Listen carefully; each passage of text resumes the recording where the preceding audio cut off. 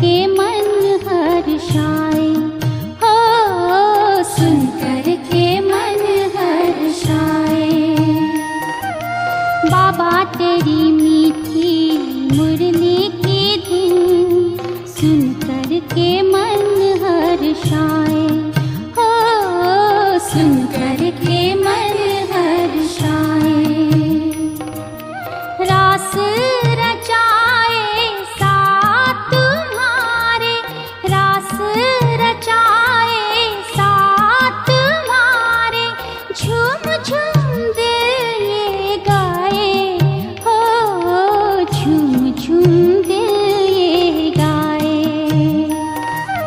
बाबा तेरी मीठी मुरली की धुन सुनकर के मन हर्षाए, हो सुनकर के मन हर्षाए।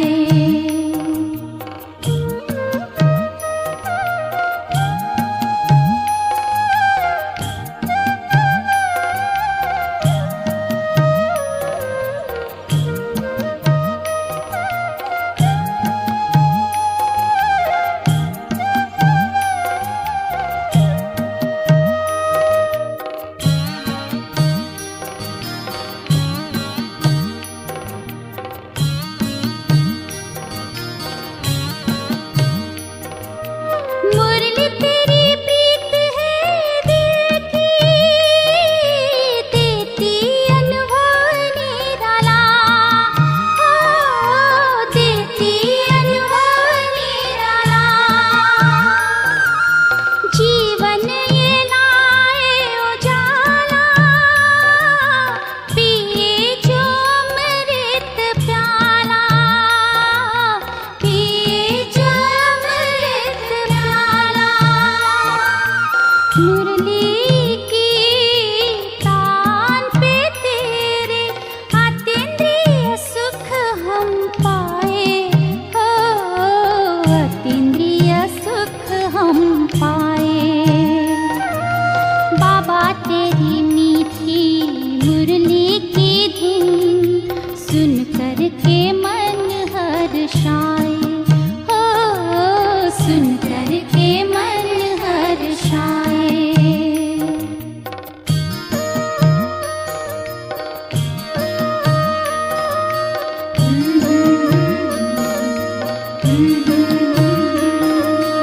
बाबा तेरी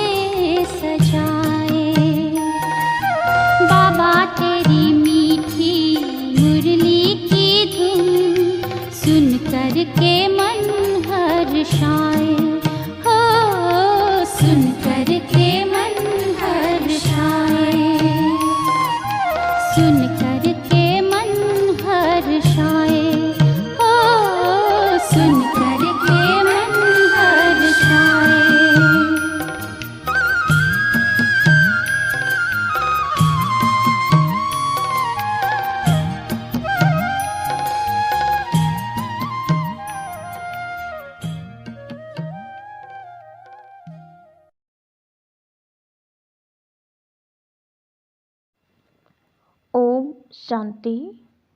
21/12/2023 प्यारे बाप दादा के मधुर महावाक्य। मीठे बच्चे, शिव बाबा के सिवाय तुम्हारा यहाँ कुछ भी नहीं, इसलिए इस देह के भान से भी दूर खाली बेगर होना है। बेगर ही प्रिंस बनेंगे। प्रश्न: ड्रामा की यथार्थ नॉलेज कौन से ख्यालात समाप्त कर देती है? उत्तर: यह बीमारी क्यों आई? ऐसा नहीं करते तो ऐसा नहीं होता। यह विघ्न क्यों पड़ा? बंधन क्यों आया? यह सब ख्यालात ड्रामा की यथार्थ नॉलेज से समाप्त हो जाते हैं, क्योंकि ड्रामा अनुसार जो होना था वही हुआ। कल्प पहले भी हुआ था। पुराना शरीर है, इसे चत्तियाँ भी लगनी ही है, इसलिए कोई ख्यालात चल नहीं सकते। गीत: हमें उन राहों पर चलना है। ओम शांति। उन राहों पर चलना है। कौन सी राहें? राह कौन बताता है? बच्चे जानते हैं कि हम किसकी राय पर चल रहे हैं। राय कहो, राह कहो व श्रीमत कहो, बात एक ही है। अब श्रीमत पर चलना है, लेकिन श्रीमत किसकी? लिखा हुआ है श्रीमद् भगवत गीता, तो जरूर श्रीमत की तरफ हमारा बुद्धि योग जाएगा। अब तुम बच्चे किसकी याद में बैठे हो? अगर श्री कृष्ण कहते हो तो उनको वहाँ याद करना पड़े। तुम बच्चे श्री कृष्ण को याद करते हो या नहीं? वर्षे के रूप में याद करते हैं। यह तो जानते हो हम प्रिंस बनेंगे। ऐसे तो नहीं, जन्मते ही लक्ष्मी नारायण बनेंगे। बरोबर हम शिव बाबा को याद करते हैं, क्योंकि श्रीमत उनकी है। श्री कृष्ण भगवानोवाच कहने वाले श्री कृष्ण को याद करेंगे, परंतु कहाँ याद करेंगे? उनको तो याद किया जाता है वैकुंठ में। तो मन मनाभव अक्षर श्री कृष्ण कह नहीं सकते, मध्याजी भव कह सकते हैं। मुझे याद करो, वह तो वैकुंठ में ठहरा। दुनिया इन बातों को नहीं जानती। बाप कहते हैं, बच्चे यह सब शास्त्र भक्ति मार्ग के हैं। सभी धर्म शास्त्रों में गीता भी आ जाती है।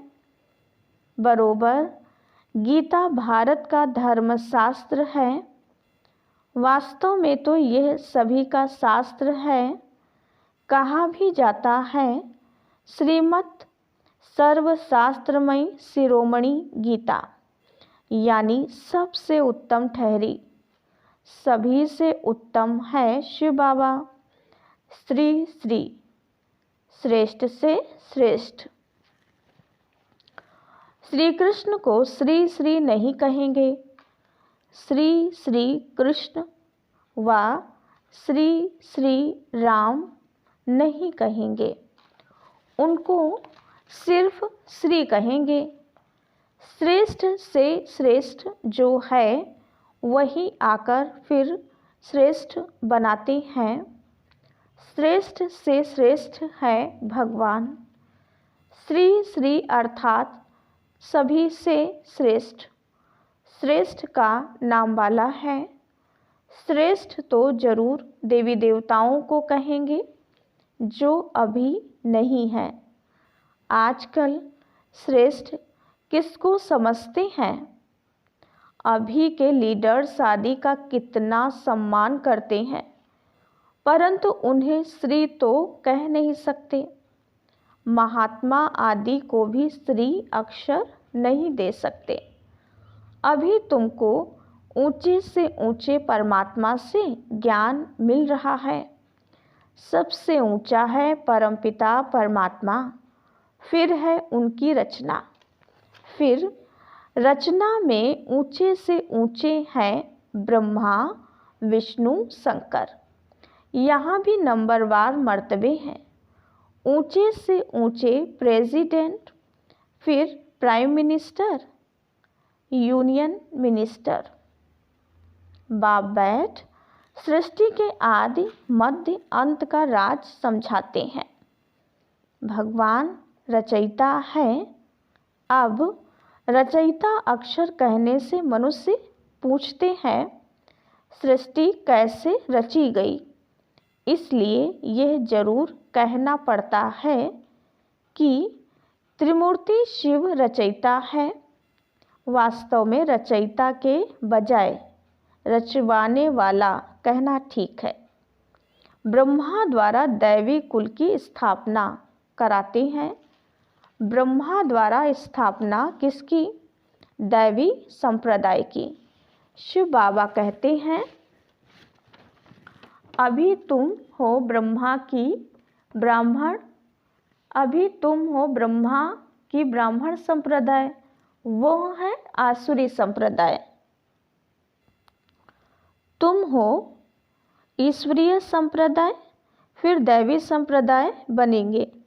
बाप ब्रह्मा द्वारा सभी वेद शास्त्रों का सार भी समझाते हैं। मनुष्य बहुत मूंझे हुए हैं, कितना माथा मारते रहते हैं। बर्थ कंट्रोल हो। बाप कहते हैं मैं आकर भारत की यह सर्विस कर रहा हूँ। यहाँ तो है ही तमोप्रधान मनुष्य। 10-12 बच्चे पैदा करते रहते। झाड़ वृद्धि को जरूर पाना ही है। पत्ते निकलते रहेंगे, इसको कोई कंट्रोल कर ना सके। सतयुग में कंट्रोल है। एक बच्चा, एक बच्ची, बस। ये बातें तुम बच्चे ही समझते हो। आगे चल आते रहेंगे, समझते रहेंगे। गाया भी हुआ है अतीन्द्रिय सुख। गोप गोपियों से पूछो। यहाँ जब तुम सम्मुख सुनते हो तो सुख भासता है, फिर धंधे धोरी में जाने से इतना सुख नहीं भासता है। यहाँ तुमको त्रिकालदर्शी बनाया जाता है। त्रिकालदर्शी को स्वदर्शन चक्रधारी भी कहते हैं। मनुष्य कहते हैं फलाना महात्मा त्रिकालदर्शी था। तुम कहते हो वैकुंठ नाथ राधे कृष्ण को भी स्वदर्शन चक्र की व तीनों कालों की नॉलेज नहीं थी। कृष्ण तो सभी का प्यारा सतयुग का फर्स्ट प्रिंस है, परंतु मनुष्य ना समझने कारण कह देते कि तुम श्री कृष्ण को भगवान नहीं मानते, इसलिए नास्तिक हो। फिर विघ्न डालते हैं। अविनाशी ज्ञान यज्ञ में विघ्न पड़ते हैं। कन्याओं माताओं पर भी विघ्न आते हैं। बांधेलियाँ कितना सहन करती हैं, तो समझना चाहिए ड्रामा अनुसार हमारा पार्ट ऐसा ही है। विघ्न पड़ गया, फिर यह ख्यालात नहीं चलना चाहिए कि ऐसे नहीं करते तो ऐसा नहीं होता, ऐसे नहीं करते तो बुखार नहीं होता। हम ऐसे नहीं कह सकते।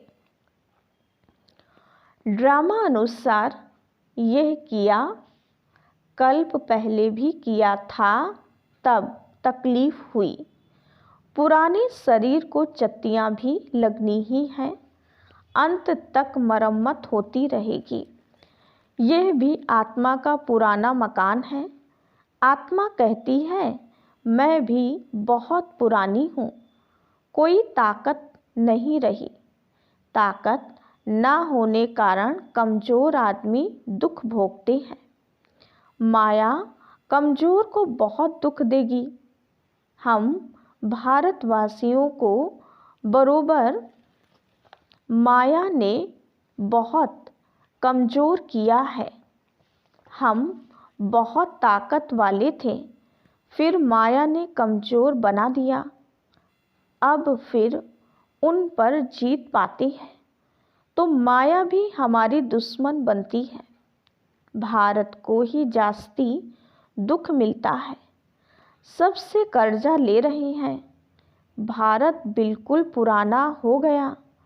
जो बिल्कुल साहूकार था उनको बहुत बेगर बनना है, फिर बेगर से प्रिंस। बाबा कहते इस शरीर के भान से भी दूर खाली हो जाओ। तुम्हारा यहाँ कुछ है नहीं सिवाय एक शिव बाबा, दूसरा ना कोई। तो तुमको बहुत बेगर बनना पड़े। युक्तियाँ भी बताते रहते हैं। जनक का मिसाल, गृहस्थ व्यवहार में रहते कमल समान रहना है।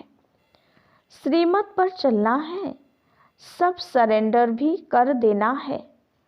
जनक ने सब कुछ दिया, फिर उनको कहा कि अपनी मिल्कियत तुम संभालो और ट्रस्टी होकर रहो। हरिश्चंद्र का भी दृष्टांत है।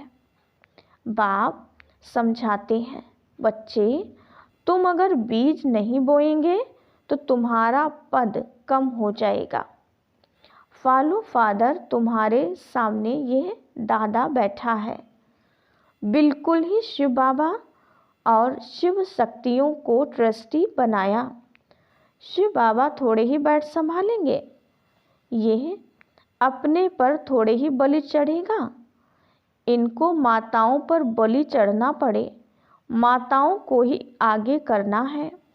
बाप आकर ज्ञान अमृत का कलश माताओं को ही देते हैं कि मनुष्य को देवता बनाएं।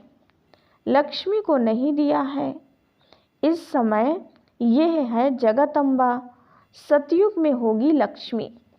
जगत अम्बा का गीत कितना अच्छा बना हुआ है, उनकी बहुत मान्यता है। वह सौभाग्य विधाता कैसे है, उनको धन कहाँ से मिलता है? क्या ब्रह्मा से, कृष्ण से? नहीं, धन फिर भी मिलता है ज्ञान सागर से। यह बड़ी गुप्त बातें हैं ना। भगवानोवाच है सबके लिए। भगवान तो सबका है ना। सब धर्म वालों को कहते हैं मामेकम याद करो।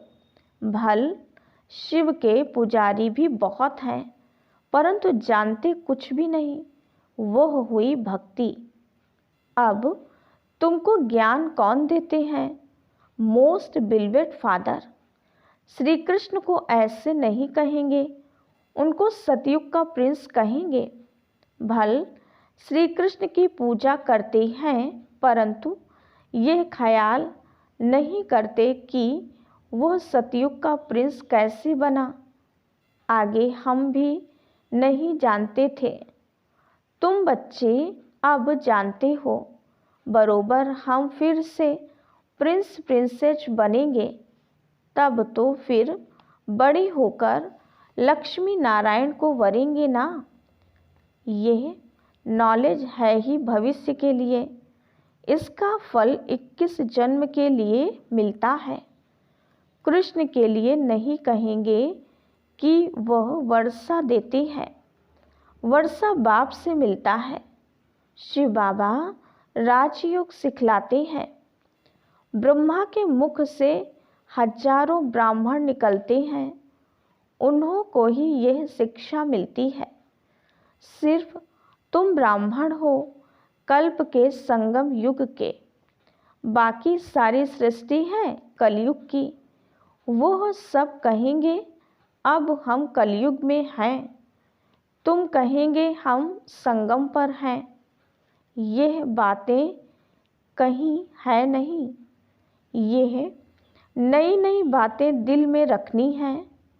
मुख्य बात है बाप और वर्षे को याद करना। अगर पवित्र नहीं रहेंगे तो योग कभी नहीं लगेगा। लॉ नहीं कहता, इसलिए इतना पद भी नहीं पा सकेंगे। थोड़ा योग लगाने से भी स्वर्ग में तो जाएंगे।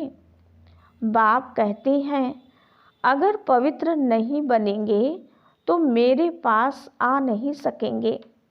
भल घर बैठे भी स्वर्ग में आ सकते हैं, अच्छा पद पा सकते हैं, परंतु तब जबकि योग में रहें, पवित्र रहें।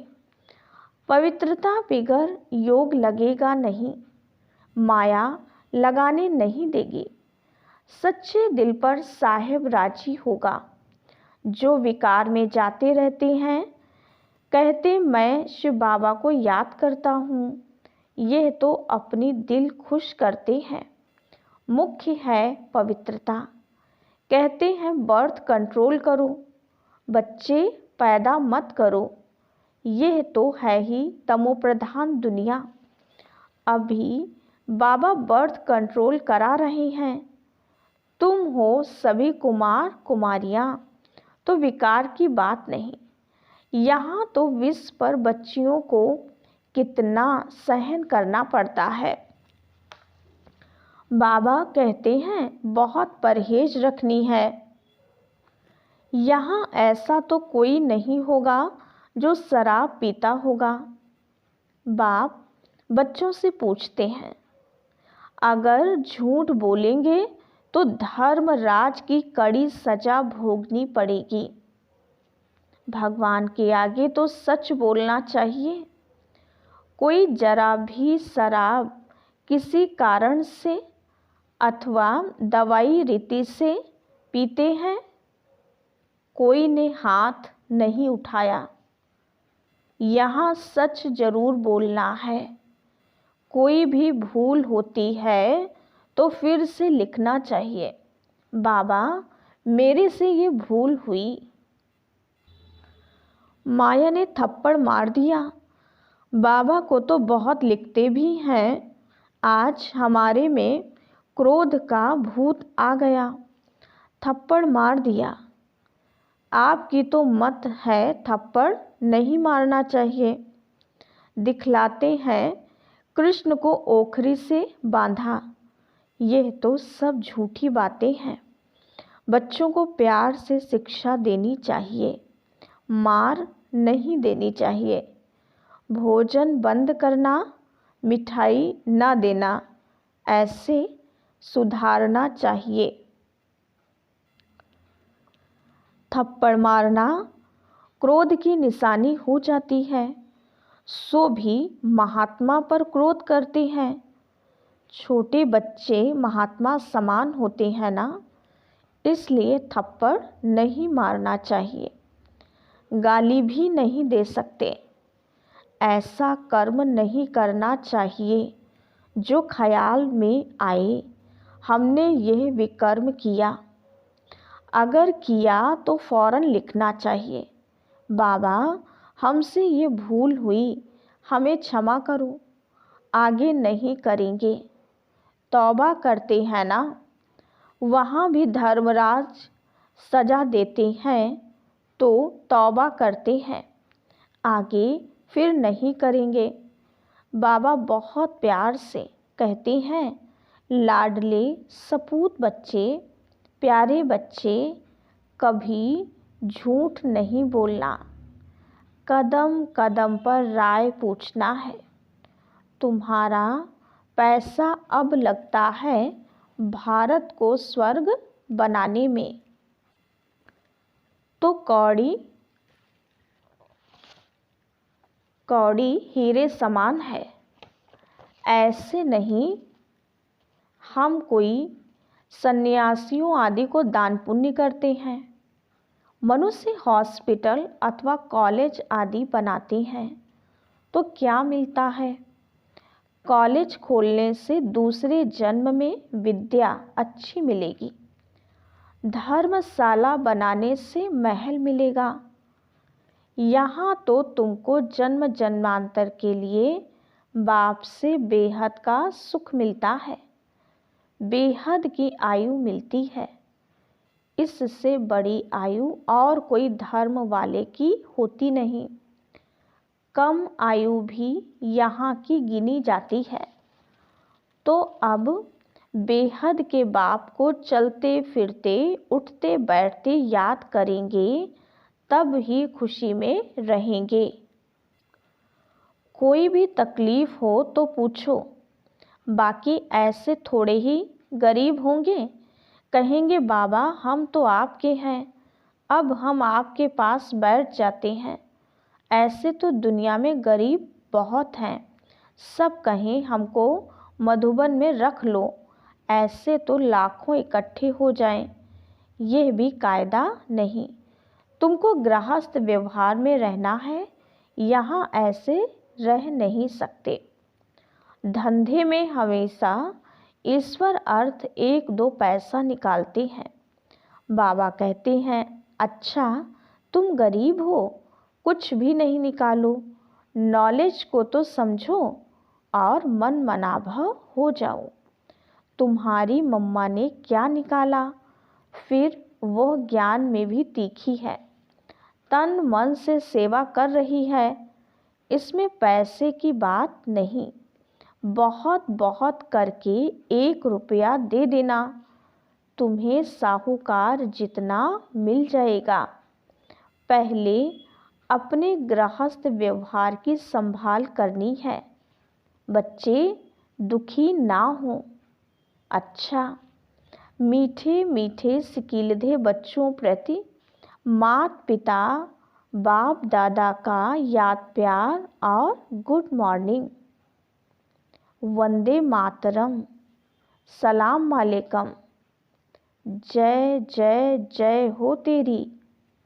ओम शांति। हम रूहानी बच्चों की रूहानी बाप दादा को याद प्यार, गुड मॉर्निंग और नमस्ते।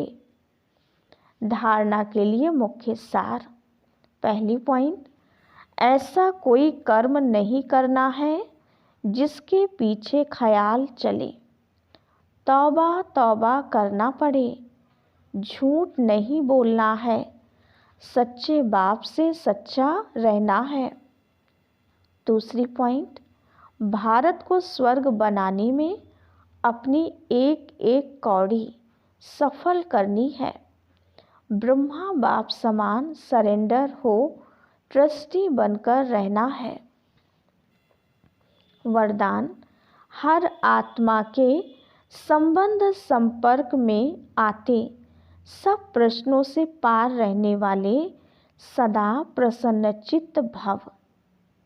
हर आत्मा के संबंध संपर्क में आते कभी चित्त के अंदर यह प्रश्न उत्पन्न ना हो कि यह ऐसा क्यों करता, वह क्यों कहता।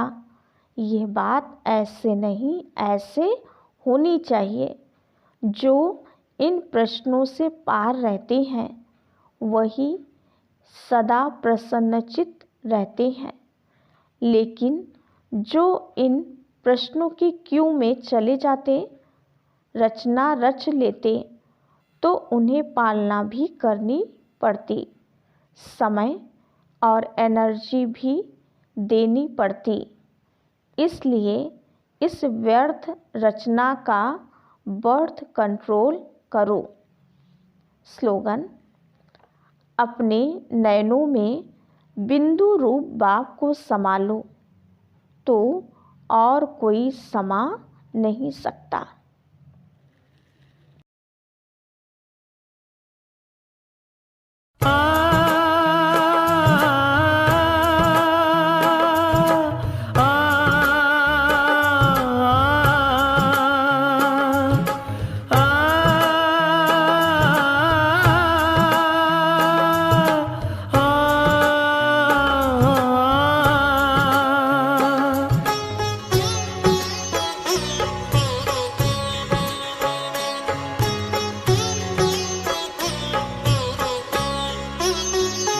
वरदान लुटाने वाले, सद्ज्ञान सुनाने वाले, वरदान लुटाने वाले, सद्ज्ञान सुनाने वाले।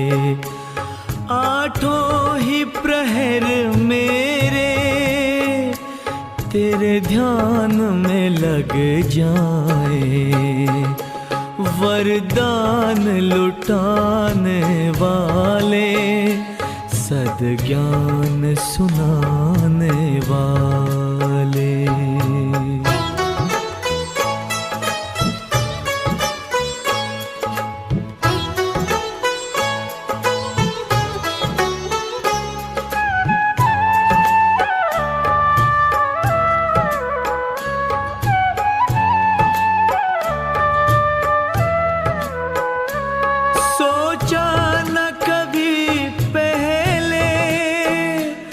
बिन मांगे वो पाया, जिसे ढूंढ रही दुनिया,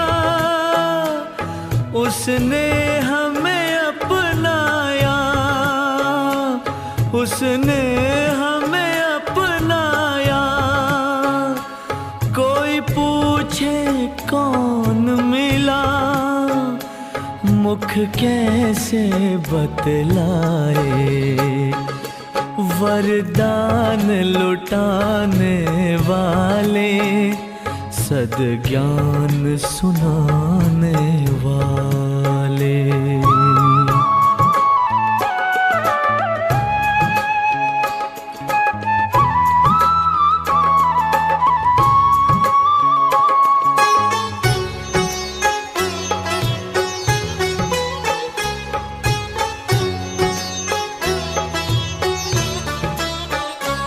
चुप रहना चाहे हम, ये आंखें बोलती है, इनमें बसता है तू, सब भेद ये खोलती है, सब भेद ये खोलती है।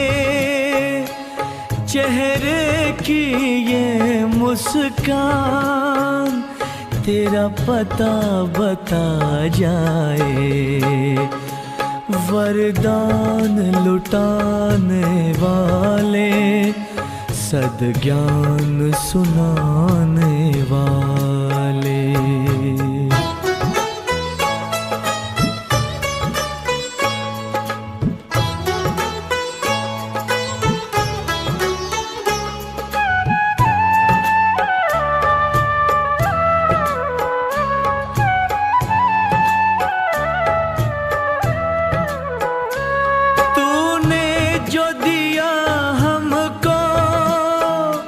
किसी और ने ना देखा, बस हम और तुम थे जब, बदली जीवन रेखा, बदली जीवन रेखा। चमके क्यों ना भाग्य भला, भगवान जो चमकाए, वरदान लुटाने वाले, सद्ज्ञान सुनाने वाले, वरदान लुटाने वाले, सद्ज्ञान सुनाने वाले।